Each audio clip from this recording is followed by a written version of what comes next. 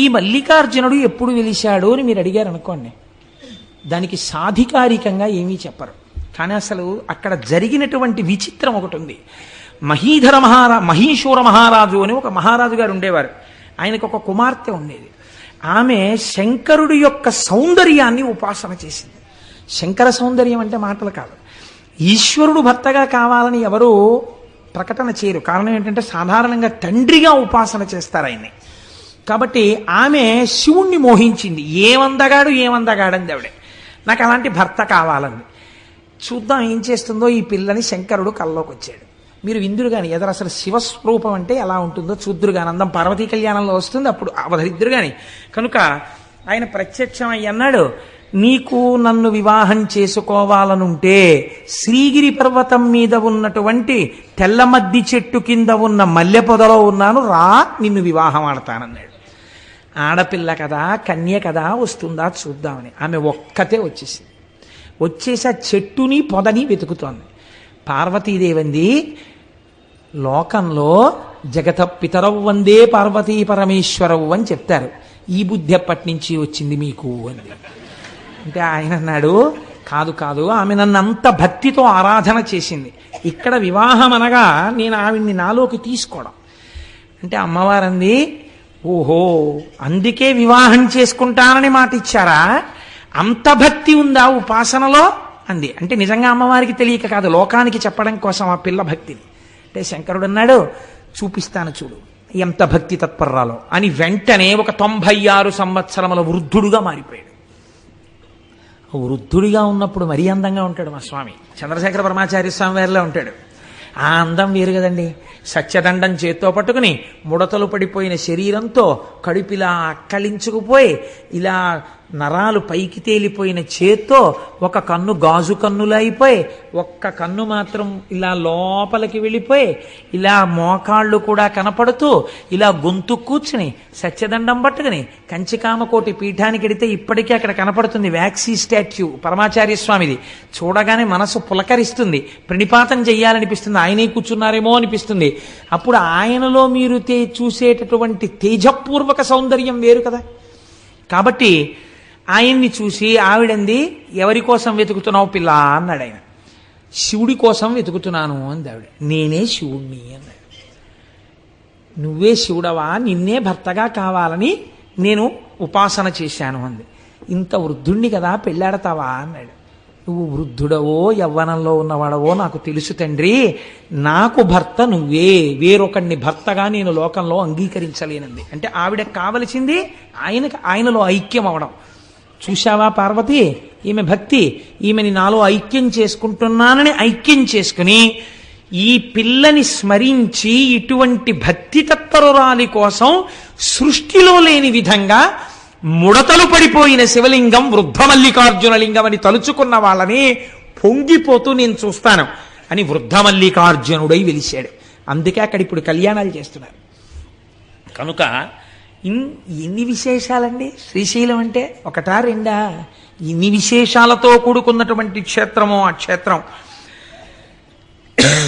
ఈ క్షేత్రంలోనే శంకర భగవత్పాదాచార్య స్వామి వారు శ్రీశైల పర్వత శిఖరం మీద ఉండగా ఒక కాపాలికుడు వచ్చి అడిగాడు, మీ శిరస్సు కావాలి నాకని. నా శిరస్సే కదా తీసుకుందువు కానీ నా శిరస్సు నువ్వు తీసుకుంటే నాకు బాధ లేదు, నా శిష్యులు బాధపడతారు. ఎందుకనంటే గురువుగారు శరీరంలో ఉండాలని కోరుకోవలసిన వాళ్ళు శిష్యులు. గురువుకి ఆ శరీరం ఉన్నా లేకపోయినా బాధ లేదు. కాబట్టి నా శిష్యులు ప్రొద్దునే పాతాళగంగ దగ్గరికి వెడతారు నమస్కరించడానికి.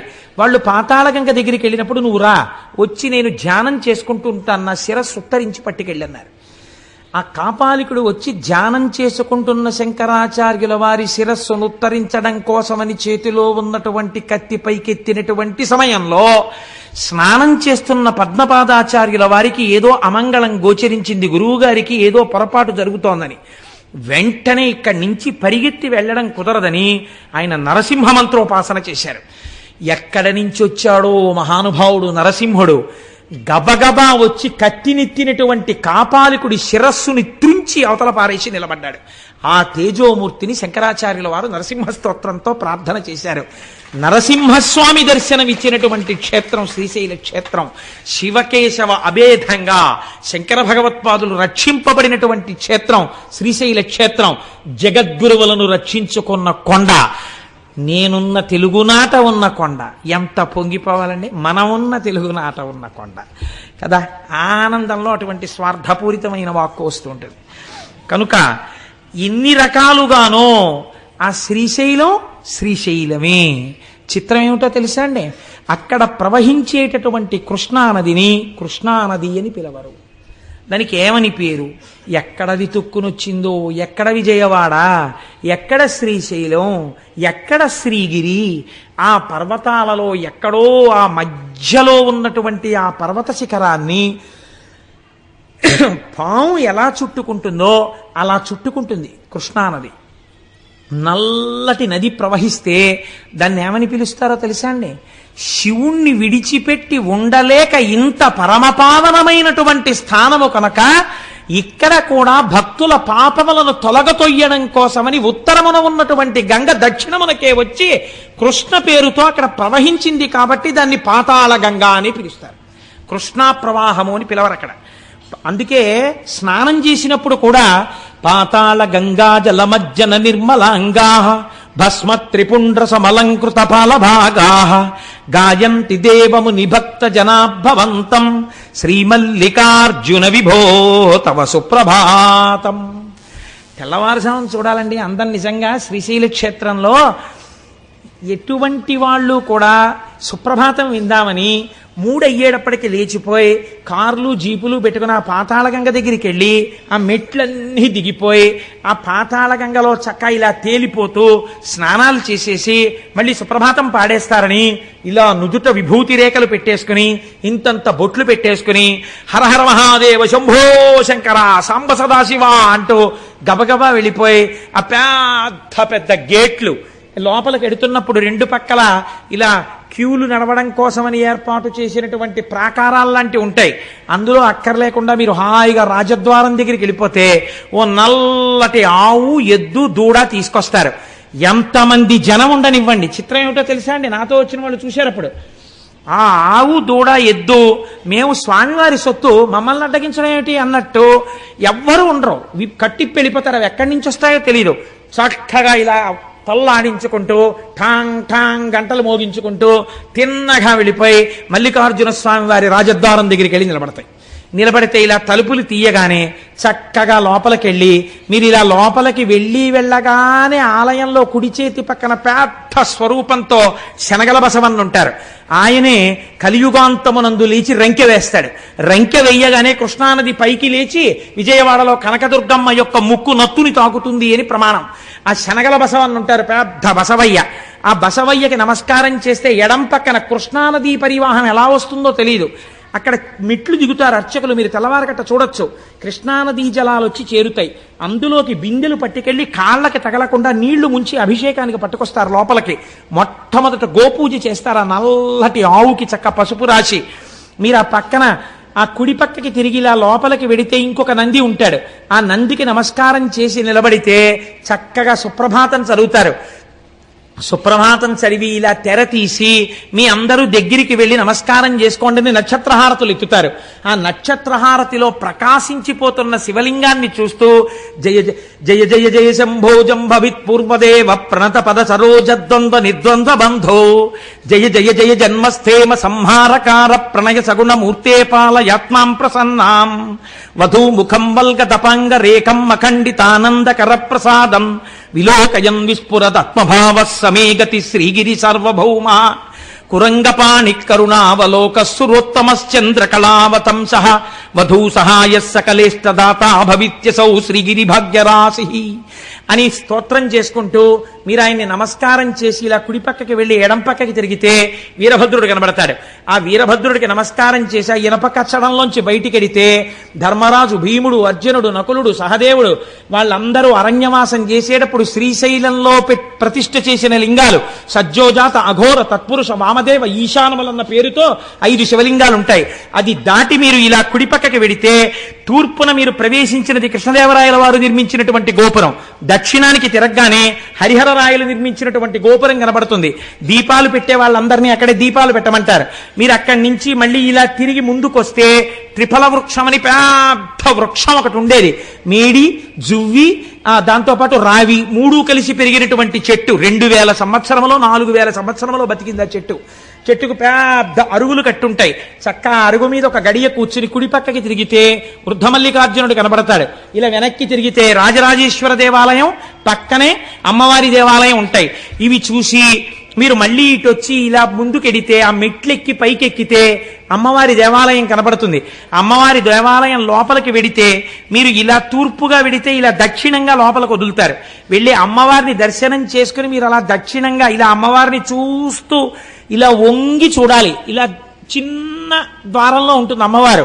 ఇలా వంగి అమ్మవారిని దగ్గరగా చూస్తూ పొంగిపోతూ దాటి అవతల పక్కకి వెళ్ళి శ్రీచక్రం దగ్గర కూర్చుని కుంకుమార్చన చేసుకుని ఆ పక్కనే ఉన్న చండీయాగం చేసేటటువంటి శాల దగ్గరికి వెళ్ళి ఆ అగ్నిహోత్రంలోంచి వస్తున్నటువంటి ధూమాన్ని పీల్చి కిందకి దిగి కుడి పక్కకి తిరిగితే, అనగా ఉత్తరం వైపుకి తిరిగితే ఉత్తరాన శివాజీ గోపురం ఉంది. ఆ శివాజీ గోపురం దగ్గరికి వెడితే పెద్ద కళ్యాణ మంటపం, అక్కడే నందనవనం అని పుష్పవాటికి ఉంటుంది. ఆ వనంలోని సుబ్రహ్మణ్యేశ్వర స్వామి నెమలితో ఉంటారు అక్కడ. ఆ మెట్లెక్కితే రుద్రాక్షలవి అమ్ముతూ ఉంటారు కుడి పక్కన. ఆ లోపలికి వెడితే పెద్ద కళ్యాణ మంటపం కనబడుతుంది. అక్కడ చిత్రం ఏమిటంటే శివాజీ మహారాజు హిందూ రాజ్యాన్ని స్థాపించడం కోసమని అమ్మవారిని అక్కడికి వెళ్లి ప్రార్థన చేశాడు. శివాజీ గోపురం మీద ఇప్పటికీ చెక్కబడి ఉంటుంది. భవానీమాత భ్రమరాంబికాదేవి ప్రత్యక్షమై ఈ చంద్రహాసాన్ని చేత పట్టుకో, ఇంక నీకు ఎదురు లేదని అమ్మవారు అనుగ్రహించి చంద్రహాసాన్ని బహూకరించింది. ఆ కత్తి చేత పట్టుకునే మహానుభావుడు హిందూ ధర్మ సామ్రాజ్యాన్ని స్థాపించాడు. అందుకే ఛత్రపతి శివాజీ జీవితంలో మీరు ఒక నియమం గమనించి ఉంటారు. పరస్త్రీలు ఒకవేళ పరాయి సైనికుల యొక్క భార్యలు తనకి బందీలుగా దొరికితే గాజులు, పువ్వులు, పసుపు, కుంకమిచ్చి అమ్మవారి ప్రతి గృహిణిగా ఉన్నది అమ్మవారే అని వాళ్ళందరికీ పసుపు కుంకాలు తన చేతులతో పెట్టి పల్లకీకి డేరాలు కట్టి ఎవ్వరికీ కనపడకుండా తన సైనికులతో మోయించి శత్రుస్థావరాలకు పంపించేసేవాడు. తప్ప ఎన్నడూ ఎంత అందగత్తె అయినా పరకాంత వంక చూసినవాడు కాడు. రోషనార్ నవల చదివితే మీకు అర్థమవుతుంది. అంతటి మహానుభావుడు శివాజీ అంటే. అటువంటి శివాజీ మహారాజ్ ఆవుని పూజించాడు. అటువంటి శివాజీకి ప్రత్యక్షమై భవానీమాత ఖడ్గం ఇచ్చినది అక్కడే. ఇప్పటికీ శివాజీ స్ఫూర్తి కేంద్రం అని ఇప్పుడు కొత్తగా పెట్టారు శ్రీశైలంలో. శివాజీ స్ఫూర్తి కేంద్రం అని మీరు అక్కడికి వెడితే చూడవచ్చు. ఎన్ని వైభవాలండి ఆ శ్రీశైలం. ఆ భ్రమరాంబిక అమ్మవారి దర్శనం చేసుకుని కిందకొచ్చి ఆ విశాలమైన ప్రాంగణం దగ్గర కుడి చేతి పక్కన కార్యాలయం ఉంటుంది, ఆఫీస్, ఎగ్జిక్యూటివ్ ఆఫీసర్ గారిది. మీరు అక్కడ కూర్చుని పిల్లలతోటి ఒక్కసారి అలా ప్రాకారం మీదకి చూశారనుకోండి, ఇటు తిరిగి ఒక నంది, ఇటు తిరిగి ఒక నంది, అటు తిరిగి ఒక నంది, ఇటు తిరిగి ఒక నంది, ఒకే నందికి ఇటుక తల. నందులన్నీ మీటింగ్ పెట్టుకున్నాయా అనిపిస్తుంది. అయ్యవారి ప్రాకారం నిండా నందులు, అమ్మవారి ప్రాకారం నిండా సింహాలు. అన్ని సింహాలు నందుల్ని చూస్తుంటాయి, ఇన్ని నందులు సింహాలని చూస్తుంటాయి. మీరు మేము చుట్టాలం, అమ్మవారికి అయ్యవారికి సేవకులమని భయం లేకుండా ఉంటాయి 2 ప్రాకారాల మీద. అంత పరమ పవిత్రమైన ప్రదేశంలో కూర్చుని 4 పులిహార ప్యాకెట్లు కొనుక్కుని మీ అబ్బాయి, మీ అమ్మాయి, భార్య పంచుకుని చక్కగా నోట్లో వేసుకుని కాసేపు అక్కడ కూర్చుని నాన్న మనందరం కలిసి భ్రమరాంబికాష్టకం చదువుకుందాం, చదవండని రవి సుధాకర వన్నిలోచన రత్నకుండల భూషిణి అని భ్రమరాంబికాష్టకం చేసుకుని అక్కడ ఉన్నటువంటి మల్లికార్జునుడి మీద ప్రపత్తి చేసి శరణం తరుణేందు శేఖర శరణం మే గిరిరాజ కన్యక శరణం పునరేవతావుభౌ శరణం నాణ్యదుపైమి దైవతం అని మీరు ఇలా విభూతి రేఖలు పెట్టుకుని బొట్టు పెట్టుకుని చక్కగా బయటికి వచ్చారనుకోండి, అభిషేకం చేసుకుని ఆ మల్లన్నని గట్టిగా పట్టుకుని ఆయన మీద నీళ్లు పోసి విభూతి జలాలు పోసి తేనె పోసి మారేడు దళాలేసి ఆ శివలింగాన్ని ఇలా ఇలా ఇలా ఇలా ముట్టేసుకుని ఇలా ఇలా అంటుంటే చల్లగా ఆయన చేతులకు తగులుతుంటే మీ దగ్గర కొంచెం గంధం తెచ్చుకున్నానండి రాస్తానంటే రాసేయండి అంటారు వాళ్ళు. ఇంత విభూతి రాసేసి ఇంత గంధం అద్దేసి ఇంత బొట్టు తీసి పెట్టేసి 4 మారేడాకులు వేసేసి 4 పువ్వులు వేసేసి మళ్ళీ ఓసారి తల కొట్టేసుకుని ఆ విభూతి ఆ కుంకం ఇవన్నీ అంటుకుపోతాయి. బయటకు వచ్చిన తర్వాత నాన్నగారండి మీ ముఖం నిండా విభూతి కుంకం ఏంటి అలా ఉండని అమ్మ కాసేపు అది మల్లికార్జున ప్రసాదం అని కాటేజీకి వెళ్ళిన తర్వాత అప్పుడు మొహం కడుక్కుని చక్కగా మీరు పిల్లలతో భార్యతో కూర్చుంటే ఎంత గొప్ప క్షణాలండి అవి. మనం మానసికంగా శ్రీశైలం వెళ్ళొచ్చాం మనం కనుక మన పెద్దలు అందుకే ఒక ప్రయత్నం చేస్తుండేవారు. ఎక్కడికి వెళ్ళినా వెళ్ళకపోయినా మానసికంగా మాత్రం తప్పకుండా శ్రీశైలం వెళ్ళొస్తుండేవారు. నేను ఎప్పుడో నా చిన్నతనంలో బహుశా నేను ఏ 5వ క్లాసో చదువుకుంటున్నటువంటి రోజులు అయ్యి ఉంటాయి అవి. తెల్లవారకట్ట లేచి చదువుకోమనేవారు ఇంట్లో. అంటే లేచి చదువుకునేవాడిని. చదువుకునే రోజుల్లో మా అమ్మమ్మ గారు ఉండేది. ఆవిడ శ్రీశైల రగడ అని ఒకటి చదువుతుండేది. అది ఆవిడ మానసికంగా శ్రీశైలం వెళ్ళిపోయాడు. ఆవిడ మొహం కడుక్కొచ్చి కాఫీ కూడా తాగేది కాదు. బాగా పెద్దదైపోయింది అప్పటికే. ఆవిడ కూర్చుని ఆవిడ శ్రీశైల రగడ చదివేది కళ్ళు మూసుకుని. తాను శ్రీశైలం మానసికంగా వెళ్ళిపోయేది ఆవిడ. నేను ఇక్కడ సోషల్ చదువుకోవడానికో సైన్స్ చదువుకోవడానికో కూర్చునేవాడిని కానీ అమ్మమ్మ శ్రీశైల రగడ మొదలు పెట్టగానే నా మనస్సు శ్రీశైల రగడ మీదకి వెళ్ళిపోయేది. అది అయిపోయే వరకు సోషలు లేదు సైన్సు లేదు, 0 కట్టి పెట్టేసి అది విని తర్వాత చదువుకునేవాడిని, అది వేరే విషయం అనుకోండి. ఆ శ్రీశైల రగడ అప్పుడు ఎప్పుడో నేను విన్నది. దాని కర్త ఎవరో కూడా నాకు తెలియదు. కానీ నాకు జ్ఞాపకం ఉన్నంతలో ఆ రోజుల్లో మానసికంగా వెళ్ళి శ్రీశైలాన్ని ఎలా దర్శనం చేసేవారో, ఎలా కూర్చునేవారో, ఎలా యోగనిష్టలో ప్రవేశించేవారో, ఎలా లోపలే నాదాన్ని వినేవారో అన్నిటినీ మానసికంగా వర్ణన చేశారు. చిత్రం ఏమిటో తెలుసా అండి? ఆ శ్రీశైల మానసిక దర్శనానికి వెళ్ళేటప్పుడు ఒక్కడూ వెళ్ళడం కాదు, తనతో పాటుగా తన భార్యని కూడా తీసుకుని వెళ్ళేవారు. ఎలా? టికెట్ పెట్టి కాదు, మానసికంగా వెళ్ళిపోయేవారు. ఎంత చిత్రంగా ఉంటుందో మీరు ఒక్కసారి అవధరించండి. శ్రీరంయంబుగ శ్రీగిరి యాత్రకు కూరిమి సతితో కూడినడచితిని పల్లెలు పురములు పట్టణంబులు పేటలు దాటితి అడవులు దాటితి. ఆ రోజుల్లో శ్రీశైలం వెళ్ళాలంటే కార్లు ట్రైన్స్ ఉండే ఒక నడిచి వెళ్ళాలి ఆ కొండలన్నీ. అందుకని వాళ్ళు అలాగే దాన్ని దర్శనం చేశారు.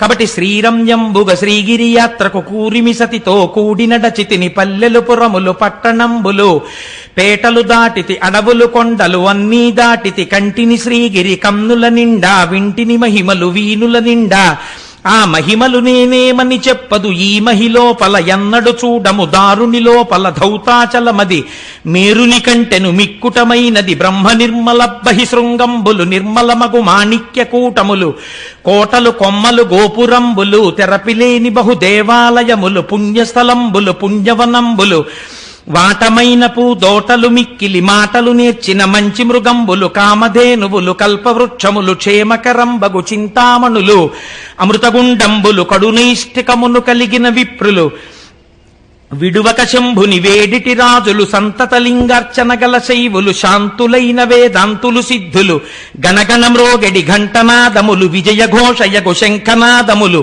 వీరశైవులు వీరాంగంబులు సాధు బృందములు కామిత భక్తులు అగరుధూపములు జపములు చేసెడి జంగమోత్తములు తపములు చేసెడి తాపసోత్తములు ప్రమధులు భక్తులు శైవగణంబులు గట్టిగ ఇది భూ కైలాసమ్మని తప్పిపోక పాతాళ గంగలో తెప్పున తేలుచు తీర్థంబాడుచు చలగుచుమడి వస్త్రంబులు కట్టితి అనువుగ నుదుట విభూతి ధరిస్తిని పొలుపుగ మెడ రుద్రాక్షలు దాల్చితి గురుకటాక్షమును గోప్యము చేసితి గురుమంత్రంబును జపమును చేసితి అకలంకుడనై ఆశ జయిస్తిని శివ పంచాక్షరి మనసున నిలిపితి శివతత్వము పరిశీలన చేసితి పంచేంద్రియంబులు పదిలము చేసితి పంచముద్రలభ్యాసము చేసితి అంతర్ముఖుడనైతి నీ నాద బ్రహ్మానాదము వింటిని లోపల తుమ్మెద నాదము వింటిని వెలుగుల కల్లా వెలుగై వెలుగెడు ఆ లోపల దీపము కంటిని ఈవల చంద్రుండావల సూర్యుడు కలిగిన స్థావరమైన నిదానము కంటిని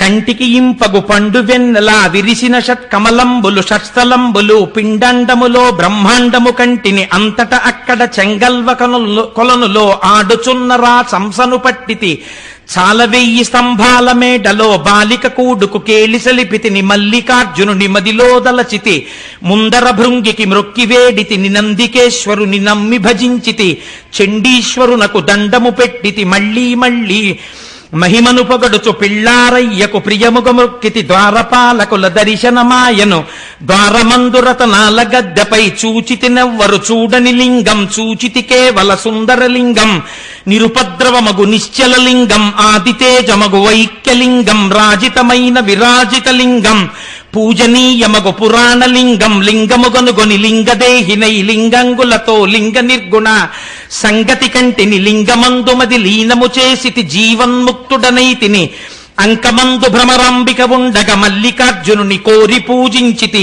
దీపము పెట్టితి దివ్యదేహునకు ధూపము వేసితి ధూర్జటికప్పుడు తుమ్మి పూలతో పూజిస్తిని కమ్మని నైవేద్యము పెట్టితి సాగిలి మ్రొక్కితి సర్వేశ్వరునకు జయ జయ జయ జయ జంగమరాయ ఆదిదేవుడౌ అర్థశరణ్య దయతప్పక ధవల శరీర భయము బాపు మీ భక్త నిధాన ఎన్ని జన్మములు ఎత్తిన వాడను నిన్ను తలంపక నీచుడనైతిని ఎన్నడు ఏ విధమెరుగని వాడను దుష్టమానసుడ గౌరీరమణ తామసగుణములు తగులాటంబలు నియమము తప్పిన నీచవర్తనుడ నిత్యదరిద్రుడ అత్యాశయుడను అజ్ఞాన పశువును చేయరాని దుష్టేష్టలు చేసితి బాయరాని మీ భక్తుల బాసితి సంసారంబను సంకెళ్లల్లో హింస పెట్టమిక ఏలుమి తండ్రి ముల్లోకంబులు ముంచెడి గంగను సలలితముగ జడధరియిస్తివి గొప్ప చేసి నిన్ను కొలిచిన బంటును తప్పక చంద్రుని తలధరియిస్తివి విన్నుని చేతను కన్ను పూజకొని సన్నుతికెక్కిన చక్రమిచ్చితివి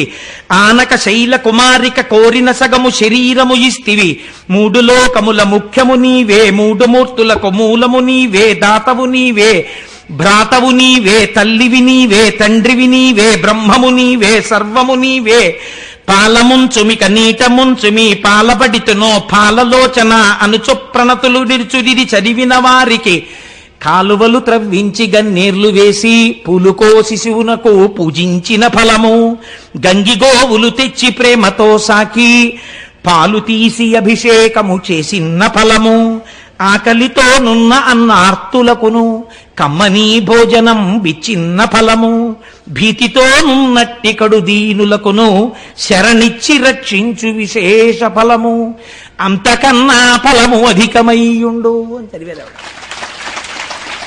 మానసికంగా ఆ రోజుల్లో వాళ్ళు శ్రీరంజంబుగ శ్రీగిరి యాత్రకు కూరిమి సతితో కూడి నడచితిని పల్లెలు పురములు పట్టణంబులు అడవులు దాటితి కొండలు దాటితి అంటుంటే శోషలు ఏమి ఎక్కుతుందండి బుర్రలోకి.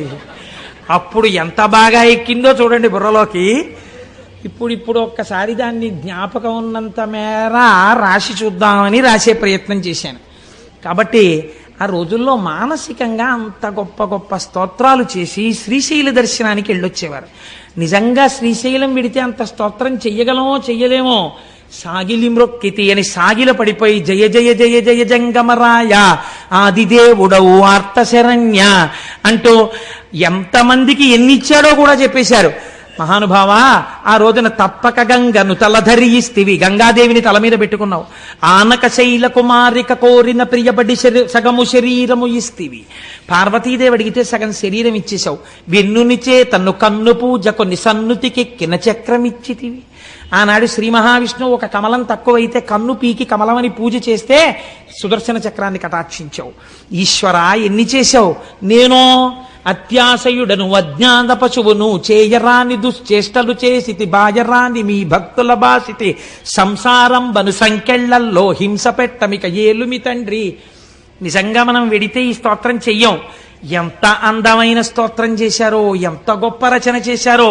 చిత్రం ఏమిటంటే అలా మానసికంగా శ్రీశైల దర్శనం చేసి ఇలా ఎవరు మానసికంగా దీన్ని చదివి చేస్తున్నారో వాళ్ళకి కాలవలు త్రవ్వించి గన్నేర్లు వేసి పులుకోసి శివునకు పూజించిన ఫలము.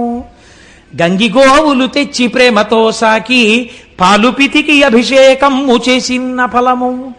అన్నార్తులైనట్టి వారిని తెచ్చి ఆకలి తీర్చిన్న అద్భుత ఫలము అంటూ ఎన్నో ఫలాలు చెప్పి ఇంకా మేము చెప్పలేమని ఇంతకన్నా ఫలము అధికమయ్యుండు అన్నారు. అందుకే శంకరాచార్యుల వారంతటి వారు శ్రీశైల క్షేత్రం మీద అంత ప్రత్యేకమైన మక్కువ చూపిస్తూ భృంగీచ్ఛానటనోత్కట కదిమదగ్రాహీ స్ఫురన్మాధవాహ్లాదోనదయుతో మహాసితవపు పంచేషు బాణాధృత సత్పక్షస్సు మనోవనేషు న పునః సాక్షాన్మదీయే మనోరాజీవే భ్రమరాధిపో విహరతాం శ్రీశైలవాసీ విభు అంటూ ఆ శ్రీశైలవాసీ విభు, శ్రీశైలవాసి అయిన శంకరా అని పిలిచారు. అమ్మవారిని ఉద్దేశించిట భ్రమరాంబికాదేవి వేరొక అన్నపూర్ణగా నించుంటుందిట శ్రీశైల క్షేత్రంలో. నోరు విప్పి అడగక్కర్లేదుట అమ్మవారి దగ్గరికి వెడితే మీ కోరిక. అమ్మో నా కోసమని పిల్లలు వచ్చారని మీకు మొదటే విజ్ఞాపన చేశాను కదా, తల్లిదండ్రులుగా నించున్నారు. పిల్లలు నోరు విప్పి అడిగితే అన్నం పెట్టడమా? అమ్మ అంటే ఏమిటి? కొంచెం ఆలస్యంగా ఇంటికి వెడితే నువ్వు అన్నం తినేసావా నాన్న అని అడుగుతుంది. అమ్మ అంటేనే కడుపు తడవడం. అమ్మకి ఏమొచ్చు అంటే కడుపు నిండా అన్నం పెట్టడం వచ్చు. చూడండి, ఎంత చదువుకున్నది అవనివ్వండి, ఎంత పెద్ద ఉద్యోగం చేస్తున్నది అవనివ్వండి, నేను సాధారణంగా ఒక మాట వింటూ ఉంటాను.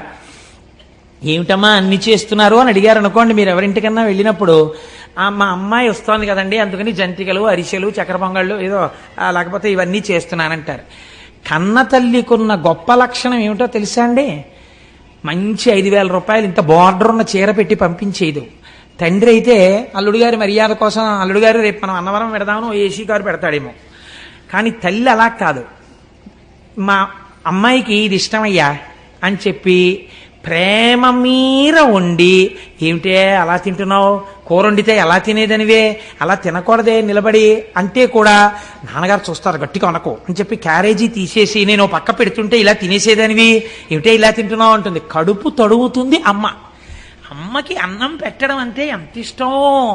అమ్మ చేతి అన్నం తినడం జీవితంలో మహాభాగ్యం. కనుక అలాగే వర్ణించారు భ్రమరాంబికాదేవిని. ఉభౌ దర్వీ కుంభౌ మణిగణక సంభావిత గుణౌ తథానా పాణిభ్యామృతరసమృష్టాన్న కలితౌ కళాఢ్యా కళ్యాణీ కలిత సదనా శ్రీగిరసి శరసస్యసౌ ప్రామర్యం వా రచయితుమదిష్టార్థ విభవం. ఒక చేత్తో బంగారు పాత్ర పట్టుకుని పాయసంతో, కుడి చేత్తో మణిగణఖచితమైన తెడ్డు పట్టుకుని ఉంటుంది అమ్మవారు. ఇలా తీసి ఇలా పెట్టేస్తారు. అమ్మవారికి అత్యంత ఇష్టం ఏమిటో తెలుసా అండి? ఆవిడ 5వ తనమే. అందుకే అమ్మవారి బొట్టు గురించి స్తోత్రం చేస్తారు. కస్తూరి తిలకంచితేందు విలసత్ప్రోద్భాసి పాలస్థలీం కర్పూర ద్రవమిశ్ర చూర్ణ కపురామోదోల్ల సద్వీటికాం లోలాపాంగతరంగతైరితి కృపాసారైర్నతానందినీం శ్రీశైలస్థలవాసినీం భగవతీం శ్రీమాతరం భావయే. శ్రీనాథధృత పాలిత త్రిభువనాం శ్రీచక్ర సంచారిణీం గానాసక్త మనోజ్ఞ యవ్వనల సద్గంధర్వ కన్యావృతాం దీనానామతివేల భాగ్యజననీం దివ్యాంబరాలంకృతాం శ్రీశైలస్థలవాసినీం భగవతీం శ్రీమాతరం భావయే. ఆవిడ దీనానామతివేల భాగ్యజననీం, దీనులైన వాళ్ళని రక్షించడానికి సిద్ధంగా ఉంటుంది అమ్మ. అంత పరమపావనమైన క్షేత్రం శ్రీశైల క్షేత్రం. ఇంకిప్పుడు నేను ఉజ్జయిని గురించి మొదలు పెడితే అసలు ఆ ఉజ్జయిన్ అన్న నామమే అవంతిక. అవంతిక అంటేనే అమ్మవారి పేరు. అసలు ఆ అవంతిక ఏమిటో, ఆ ఉజ్జయిని ఏమిటో, ఆ మహాకాళేశ్వరుడేమిటో, అక్కడ ఆ కాళికాదేవి ఏమిటో, కాళిదాసుకు అంత కవిత్వ శక్తి ఎందుకు ఇచ్చేసిందో, అసలు ఆ క్షేత్రంలో ఉన్న గొప్పతనం ఏమిటో, అందులో చేసేటటువంటి భస్మహారత అంటే ఏమిటో, అసలు ఆ మహాకాళేశ్వరం ఏమిటో ఇప్పుడు మొదలుపెట్టి ఎంతో కష్టపడి వండిన అన్నాన్ని గబగబా తినేసి వెళ్ళినట్టు కాకుండా హాయిగా కూర్చుని రేపు తృప్తి తీరా అనుభవిద్దాం. కాబట్టి రేపు ఉజ్జయిని వెడదాం, ఇవాళ మనం శ్రీశైలం వెళ్ళొచ్చాం. మంగళాశాసనపరై మదాచార్య పురోగమై సర్వైశ్చ పూర్వైరాచార్యై సత్కృతాయాస్తు మంగళం. మంగళం కోసలేంద్రాయ మహనీయ గుణాత్మనే చక్రవర్తి తనూజాయ సర్వభౌమాయ మంగళం. ఉమాకాంతాయ కాంతాయ కామితార్థప్రదాయినే శ్రీగిరీశాయ దేవాయ మలినాథాయ మంగళం. కరచరణకృతం వా కర్మవాక్కాజం వా శ్రవణనైనజం వా మానసం వాపరాధం విహితం వా సర్వమేత్తక్షమస్వ. శివ శివ కరుణాబ్ధే శ్రీ మహాదేవ శంభో. సర్వం శ్రీ ఉమామహేశ్వర పరబ్రహ్మార్పణమస్తు. స్వస్తి.